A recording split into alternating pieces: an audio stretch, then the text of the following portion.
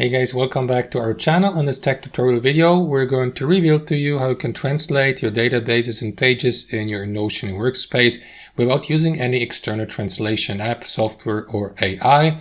So let me show you really quickly how to do that, guys. Head over to Notion, access your workspace in the top left, and after that, pick any page or database from your list of associated pages here on the left hand side in your team spaces. So let me go, for example, with that test page here. As you can see, it features quite a lot of content or text. So what you want to do, guys, is give Notion the command to translate all or the entire page with all of its content.